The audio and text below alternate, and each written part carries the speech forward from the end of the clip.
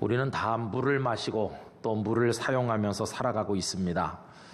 이 물은 H2O라고 화학기호로 표시가 될 수 있는 물질이죠. 그런데 이 물이 자연계에 어디나 많이 널려 있습니다. 하늘에서는 비가 돼서 내리고 땅에서는 샘이 되어 솟아나고 흔하다 이렇게 생각하는 분들이 많다 보니까 물의 소중함을 잘 모를 때가 많이 있습니다.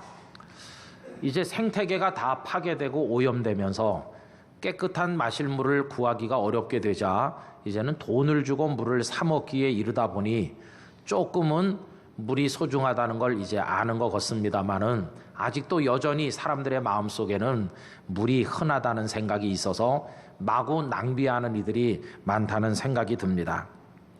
근데 여러분, 흔한 거야 생각하는 이 물이 어떤 때는 그 상황에 따라서 피처럼 느껴질 때도 있다는 것을 아십니까? 사무엘 하 23장에 보면 자그마한 이야기가 한 토막 등장합니다.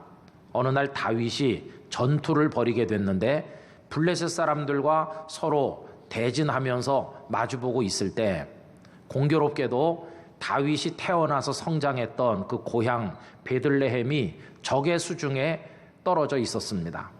그 고향 땅을 적진이 덮고 있는 것을 보면서 이 다윗의 마음에 간절한 열망이 하나 있었는데 그 베들레헴 성문 곁에 우물이 하나 있는데 내가 그 물 마시면서 자랐는데 그 물이 그렇게 마시고 싶다는 생각을 하게 된 것입니다.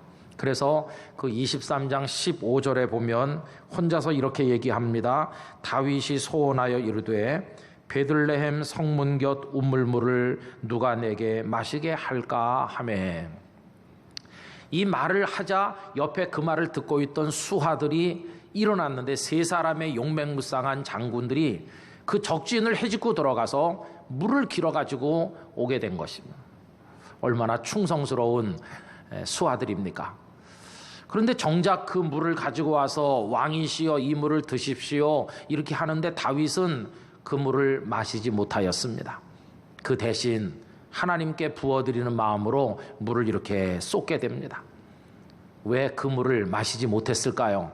그 이유를 23장 16절 중간부터 보면 이렇게 기록하고 있는데, 다윗이 마시기를 기뻐하지 아니하고 그 물을 여호와께 부어드리며 이르되 여호와여 내가 나를 위하여 결단코 이런 일을 하지 아니하리이다. 이는 목숨을 걸고 갔던 사람들의 피가 아니니까 하고 마시기를 즐겨하지 아니하니라.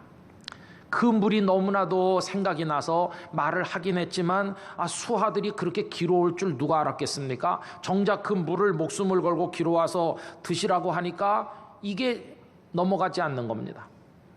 여러분, 그 물 어찌 보면 흔한 물이잖아요. 그리고 그 한 그릇의 물이 뭐 그렇게 대단해 보입니까? 그러나 물 자체보다 그 물 한 그릇이 그 앞에 도착하기 전까지 어떤 일이 있었나요?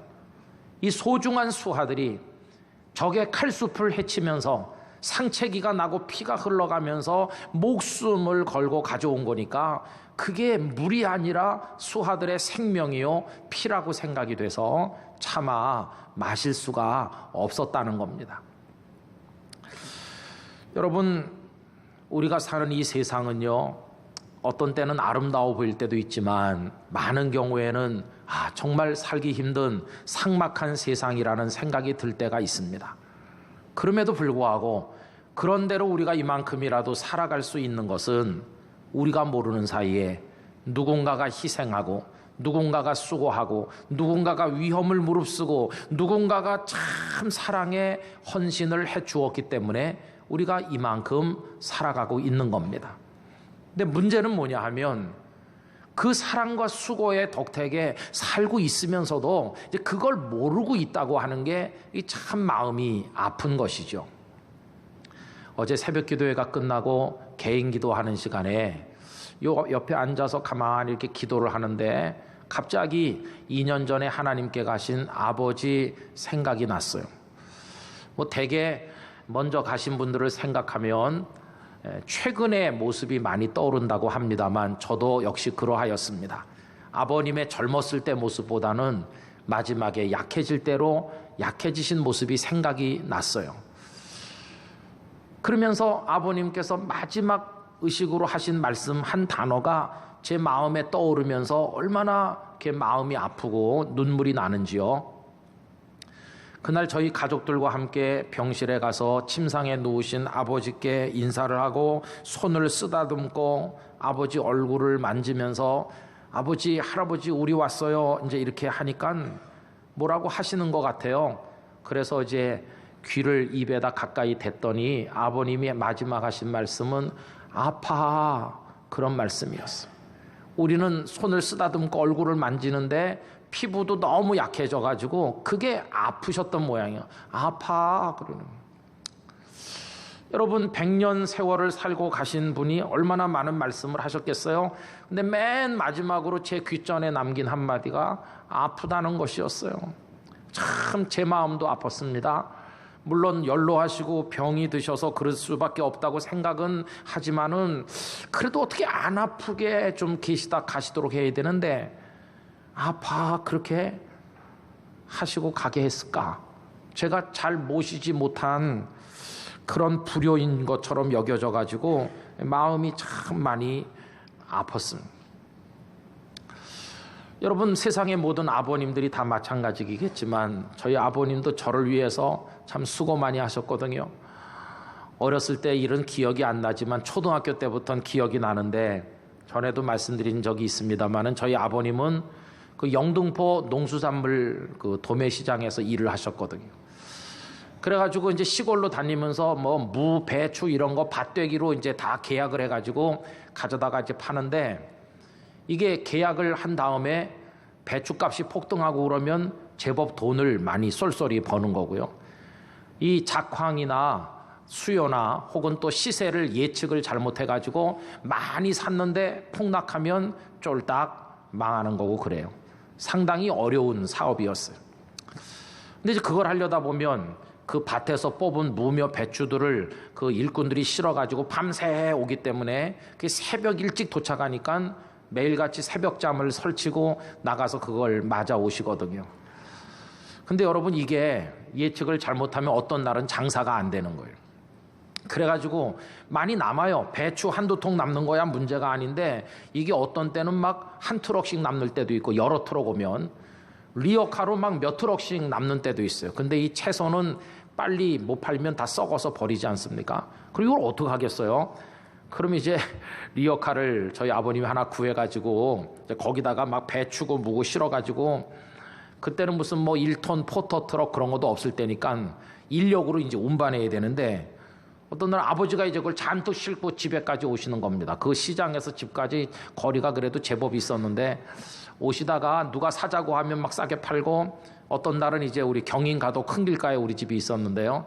그래서 어머니랑 저랑 나가가지고 배추, 무 받아가지고 이제 그 큰 길가에 싸놓는 거예요. 여러분 배추 던지면 딱 받아서 쌌는데 제가 도통했습니다. 배 이렇게 싸놓고 있으면 어둑어둑한데 그때 늦을 때까지 어떤 날은 있으면 사람들이 와서 다 싸게 사가든지 어떤 때는 그래도 나오면 그냥 막 주고 그랬어요. 그럼 이제 리어카가 비잖아요. 그럼 리어카를 마당 한 구석에 갖다 이렇게 세워야 되는데 철없는 어린 나이에 그게 제가 끌고 들어가는 게 재미였습니다. 마치 자동차 파킹하는 것처럼 리어카 제가 끌고 들어가고 딱 한쪽 구석에 이렇게 딱 세우고. 근데 아버님이 그 일을 이제 끝내고 여러 해 지난 다음에도 그 리어카는 그 한쪽 구석에 있었어요. 좀 커가지고 이제 드나들면서 그 리어카를 이렇게 손으로 손잡이를 만져볼 때가 있었는데 철이 좀 들어서 그런지 그 리어카를 만지면 아직도 아버지 땀이 배어 있는 것 같고 아버지의 어떤 채취가 남아있는 것처럼 느껴질 때가 있었습니다. 근데 여러분 나중에 이제 청년이 되고 좀 철이 들어서 가만히 생각해 보니까 그게 다 저를 위한 수고였어요. 그 도착하는 무 배추를 받기 위해 새벽잠을 설치며 일찍 나가는 것도 다 저를 위한 것이었어요. 그리고 남은 걸 버리지 못하고 리어카에 실어서 땀을 뻘뻘 흘리면서 집으로 가져오는 것도 다 저를 위한 것이었어요. 그리고 어떤 날은 씻고 들어오셔가지고 계산을 해서 장사가 잘 안 된 날 한숨을 휴 쉬시는 것도 다 저를 위한 것이었어요. 장사가 잘 된 날 기뻐하셨는데 그것도 저 먹고 싶은 거, 저 사주고 싶은 거 다 해줄 수 있는 기쁨이었으니까 결국은 그 기쁨도 다 저를 위한 기쁨이었어요. 아버지의 수고, 아버지의 모든 기쁨, 아버지의 모든 눈물, 아버지의 모든 안타까움, 모든 게 다 깨닫고 보니 저를 위한 것이었다고 하는 것입니다. 제 앞에 늘 올라오는 밥 한 그릇이 거저 생긴 게 아니었어요. 그 밥 한 그릇이 제 입에 들어가기까지 아버지의 얼마나 많은 수고가 있고 노심초사가 있는 것인지, 철 따라 갈아입는 그 옷이 거저 생긴 게 아니고 그 속에 그 아버지의 고단한 인생이 사랑이란 이름으로 들어있는 것임을 좀 일찍 알았어야 되는데 너무 늦게 알게 되고, 그것도 좀 제대로 알았어야 되는데 조금밖에 모르고 있다가 아파 그러면서 가셨으니까 너무나 마음이 많이 아프고 죄송하고 눈물이 날 때가 많이 있습니다. 그래서 저에게는 아버지, 너무너무도 고마운 이름이면서 또 마음 아픈 죄송한 그런 느낌을 가지게 만드는 이름이기도 해요. 여러분, 제 얘기를 해서 죄송합니다마는 아마 여러분들도 다 마찬가지시겠죠. 아버지 없이 태어난 분은 없고 자란 분은 없으니까요. 지금도 옛날도 아버지 어머니들은 우리 자식들의 밥상에 밥 한 그릇 차려주기 위해서 얼마나 많은 수고를 하셨고 지금도 하고 있습니까? 지금도 어떤 아버지들은요, 직장에서 직장 상사의 막 인격 모독으로 느껴질 정도의 질책을 받아가면서도 다 때려치우고 나오고 싶지만 어금니를 꽉 깨물고 그래도 자식들 그 뒷바라지 할 생각에 그 자리를 지키고 있는 아버지들이 지금 얼마나 많겠어. 어머니들은 또 얼마나 힘드시고요. 그런데도 그 자식들은요, 그걸 몰라요. 밥이 뭐 맛있느니 맛없느니, 뭐 반찬이 이렇느니 저렇느니, 뭐 옷이 마음에 드느니 안 드느니 하면서 타박을 하고, 어머니가 그렇게 절약했는데도 어머니 주머니가 마른 지가 오랜데도 용돈 타령하고 있는 자식들이 세상에 얼마나 많이 있습니까? 이게 다 부모들의 마음에, 그 고생보다 더 마음 아픈 건 몰라주는 그 자식들의 무정함 아니겠습니까? 여러분, 그런데도 참 다행스러운 건, 그런데도 부모님들은 여전히 그 자녀들을 사랑하고 있는 게 참 그래도 감사한 일이고, 그러면서도 또 여전히 그걸 모르고 있는 자녀들이 세상에 널린 걸 보면 또 참 마음이 아프고 그렇습니다. 다 우리들의 가정들의 뭐 이야기가 아니겠어요? 여러분, 전에도 말씀드린 이야기 한번 다시 해보려고 하는데 들으면 생각이 나실 거예요. 어떤 아버지가 어린 남매 둘을 고아원에 맡겼대요. 키울 수가 없어서. 근데 이 꼬마들은요, 처음엔 몰랐지만 좀 자라면서 자기들이 고아원에 있게 된 건 아버지가 맡겼기 때문이라는 걸 뒤늦게 알게 됐다는 겁니다. 생각은 안 나지만 우리에게도 아버지가 있었구나, 나쁜 아버지구나, 우리를 어떻게 여기다 버렸을까, 아버지에 대한 원망이 확 커졌죠. 그러면서도 한편으로는 아버지가 우리를 맡겼으면 이 세상 어딘가 있을 텐데 한 번쯤은 우리를 보러 오지 않을까, 그런 기대감도 있었다는 겁니다. 그런데 어느 날 아버지란 분이 왔다는 거예요. 한편으로 밉지만 한편으로는 기대감도 있어서 아버지를 딱 만났는데 몸서리를 치게 충격을 받았어. 왜냐하면 그 아버지는 괴물같이 생겼거든. 온 얼굴에 흉터가 덮어 뒤틀린 얼굴이었고 쳐다보기가 민망할 정도로 너무너무 흉측하게 생긴 아버지. 외면했습니다. 차라리 찾아오지 않은 게 훨씬 나아. 아버지를 외면했어요. 아버지도 자식들의 마음을 알았기 때문에 그 이후로 단 한 번도 자녀들 앞에 모습을 드러내지 않았다고 합니다. 그 자식들은 자라서 결혼하고 가정을 이루었는데 그 아버지는 먼 발치에서 바라만 보았을 뿐이었습니다. 그런데 그러던 어느 날 이 남매의 귀에 그 아버지가 혼자 살던 시골의 외딴 집에서 세상을 떠났다는 소식을 전해 듣게 됐다고 합니다. 누가 가서 뒷정리는 해야 되니까 정도 없고 슬프지도 않지만 그래도 가보긴 가봐야지. 그래가지고 그 시골 외딴 집에 가보니 죽음마저 홀로 맞이한 아버지의 그 외로움이 방 안 구석구석에 배어 있는데 한복판에 아버지의 주검이 덩그라니 누워 있더라는 것입니다. 조금 있으니까 마을 어른이 한 사람 오셔서 이보게들 자네들이 이분의 자녀들인가 본데 내가 한마디 해줄 게 있다고. 당신들 아버지께서 살아계실 때 늘 하신 말씀이 있지 다른 게 아니라 절대 나는 화장은 싫다고 산에다 매장해주면 좋겠다고 하셨는데 자네들 장례에 참조하라고 내가 해주는 말일세. 그러나 이 남매는요, 매장하면 무덤 관리를 누가 해? 그러면서 화장해서 다 없애버렸어요. 그리고 돌아와서 그 물건 이제 다 불에 태워 없애고 돌아갈 생각인데 이부자리 다 태우고 물건 다 옷까지 다 불 속에 집어넣다가 조그만 공책 하나를 발견했어요. 들춰보니까 눈물로 적어 내려간 아버지의 일기장이었어.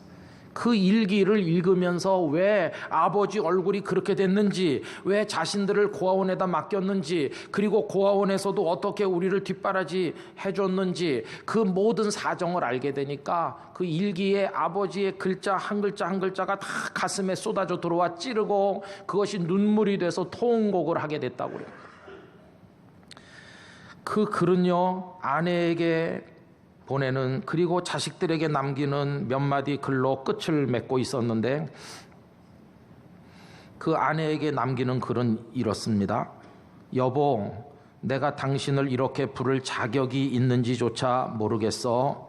화마가 우리 집을 삼키던 그날 당신을 업고 나오지 못한 나를 용서하구려.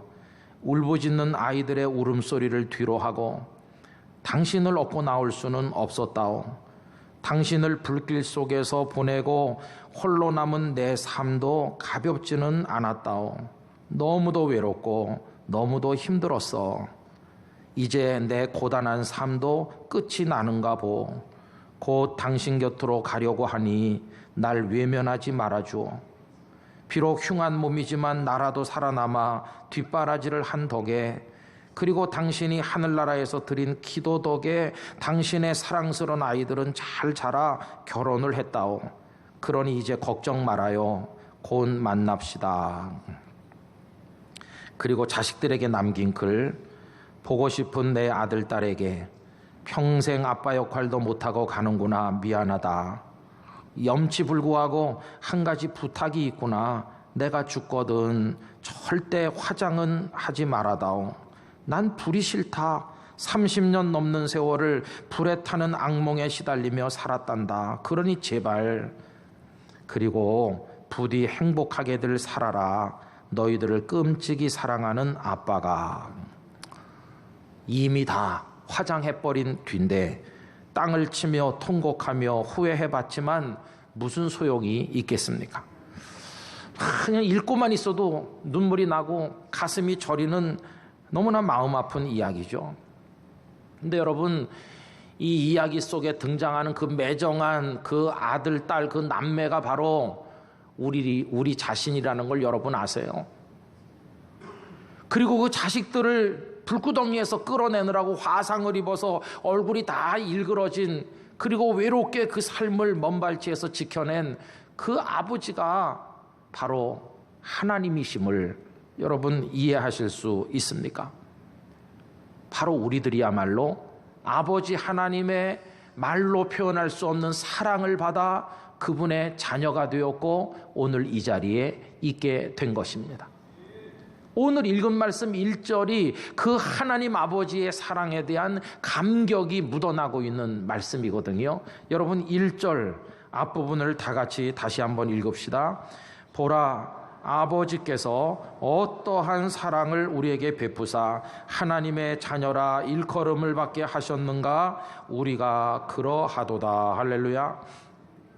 여기 보라 하는 말은 감탄사로 쓰이는 헬라어 단어입니다. 자, 보십시오. 한번 생각 좀 해보자. 하나님 아버지께서 얼마나 위대하고 놀라운 사랑으로 우리를 사랑하셔서 우리같이 형편없는 사람을 그분의 아들과 딸이 되게 하셨는지. 우리가 바로 그런 사람이야. 이 감탄의 이야기가 오늘 1절의 앞부분의 말씀인 것입니다. 여러분, 이 사실을 아십니까? 여러분이나 저나 하나님의 말할 수 없는 사랑을 받아 하나님의 자녀가 된 것을 알고 계십니까? 그 사랑을 우리가 받았다고 하는 것입니다. 자녀들 앞에 올려지는 밥 한 그릇이 거저된 것이 아니고 철 따라 갈아입는 옷이 그게 거저된 것이 아니고 부모님의 눈물겨운 사랑으로 그것이 주어지는 것과 마찬가지로 오늘 우리가 누리는 모든 삶의 은혜와 축복이 거저된 것이 아니라 배후에 하나님의 사랑이 있다는 사실을 우리가 알아야만 할 것입니다. 여기 땅끝 교회가 세워진 것, 오늘 우리가 이 자리에 같이 앉아 사랑하는 믿음의 동료들과 예배하게 된 것, 그리고 우리 속에 나는 그리스도인이라는 자의식이 생긴 것, 부족하지만 하나님 앞에 기도하며 사는 이 모든 것, 그리고 이 땅의 삶이 끝나면 우린 영원한 생명의 나라 천국에 들어가게 될 것을 소망하며 살아가게 된 것, 우리와 함께 먹고 자는 사랑하는 가족들과 삶의 모든 조건들이 하나님의 사랑의 축복이라는 걸 여러분 아세요? 우리가 어떤 사랑을 받아서 하나님의 자녀가 되었는지, 하나님께서 엄청난 사랑의 수고를 하셨습니다.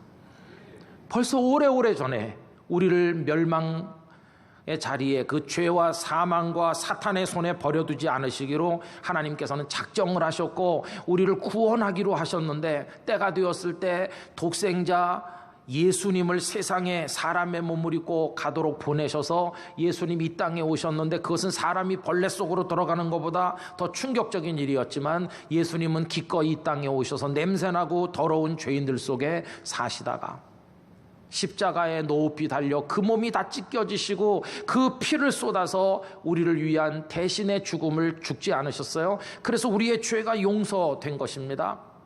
우리는 그 찢어진 몸을 먹은 것 같고 흘려주신 그 피를 받아 마신 사람이 된 것입니다. 여러분, 아까 사무엘하 23장에 다윗은 그 수아들이 기러온 피 같은 물을 마시지 않고 쏟았다고 그랬는데, 우리는요 예수님의 피를 마셔버린 사람이 된 거예요. 최후의 만찬 때 주신 그 몸과 그 피를 내 몸이니 받아 먹으라, 너희를 위하는 내 피니 받아 마시라. 요한복음 6장 55절 56절, 내 삶은 참된 양식이요 내 피는 참된 음료로다. 내 살을 먹고 내 피를 마시는 자는 내 안에 거하고 나도 그의 안에 거하나니. 우리는 예수님을 먹고 마셔서 이 자리에 있게 된 것입니다. 하나님의 사랑은 여기서 끝나지 않아요. 무덤에 들어가신 그 예수님이 무덤의 죽음의 권세를 이기시고 생명으로 부활하셔서 우리에게 영원한 생명의 길을 열어주시고, 그리고 하나님 보좌 우편에 오르셨어요. 여러분, 우리가 지금 예수님을 믿게 됐는데, 이 복음의 소식을 믿는데 우리같이 의심이 많고 교만하고 마음이 굳고 다친 사람들이 어떻게 믿게 됐어요? 그것도 우리의 능력과 판단으로 믿은 게 아니라 하나님의 영이시며 예수님의 영이신 성령께서 우리 마음을 열어주시고 우리 속에 역사하시고 우리 마음을 만져주셔서 믿음이 지금 우리 속에 생겨나게 된 것입니다. 그 예수님은 하늘 보좌에서 지금도 우리를 위해 기도하고 계십니다. 그리고 이 성경, 이 말씀이 우리 귓전에 들려지고 우리 손에 들려지기까지 얼마나 많은 하나님의 종들, 우리 선배들이 이걸 말해주었고 우리에게 전달해줘서 지금 우리 손에까지 이 성경책이 들려지게 되지 않았습니까? 여러분, 우리가 지금 누리고 있는 모든 은혜와 축복, 하나님이 주신 말로 다 알 수 없는 하나님의 사랑이라는 걸 아십니까? 여러분, 그 사랑이 과거에만 있었던 것이 아니라 이 순간에도 우리에게 부어지고 있고 앞으로도 저와 여러분에게 주어질 사랑임을 믿으셔야 됩니다. 그 사랑 안에 감사하면서 감격하며 감탄사를 바라며 살아가는 우리 모두가 되기를 주님의 이름으로 기원합니다. 다 같이 기도하겠습니다.